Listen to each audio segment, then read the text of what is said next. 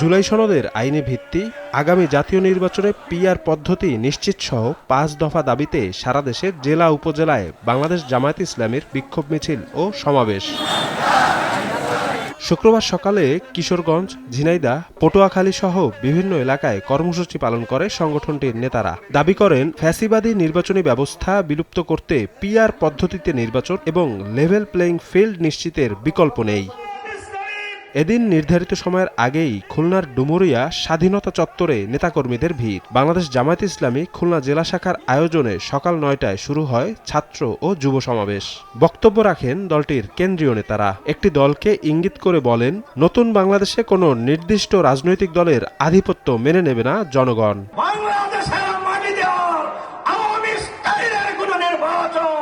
বাংলাদেশের মানুষ করতে দেবে না ইনশাআল্লাহ। বাংলাদেশের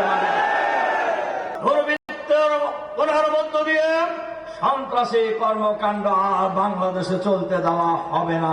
রোজকার সাধারণ খাবার এখন হবে অসাধারণ। প্রাণ স্বাদের মশলা, স্বাদ বাড়ায়, ঘ্রাণ ছড়ায়। আপনি জানেন না আপনার একটা বক্তব্যের মাধ্যমে কত মানুষ আপনাদের প্রতি ঘৃণা প্রদর্শন করে। আপনি জানেন না আপনার ঘরের দলে আপনার নিজের কত দলের লোকের আপনাদেরকে এখন অপছন্দ করে। সমাবেশে প্রধান অতিথির বক্তব্যে জামায়াতের সেক্রেটারি জেনারেল মিয়া গোলাম পরোয়ার বলেন, আগামী দিনে জামায়াত ক্ষমতায় গেলে দেশের বেকারত্ব নিরসনকে অগ্রাধিকার দেবে তার দল।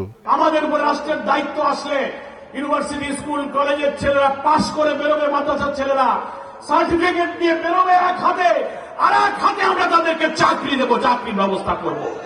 চাকরি দিতে যদি না পারি তো বেকারদেরকে আমরা বেকার ভাতা দেবো ইনশাআল্লাহ। আগামীতে সারা দেশে ছাত্র ও যুব সমাবেশ করার ঘোষণা দেন জামাত সেক্রেটারি। তরুণ প্রজন্মের প্রথম ভোট দাঁড়িপাল্লার পক্ষে হোক। শফিক মুন্সি, সময় সংবাদ।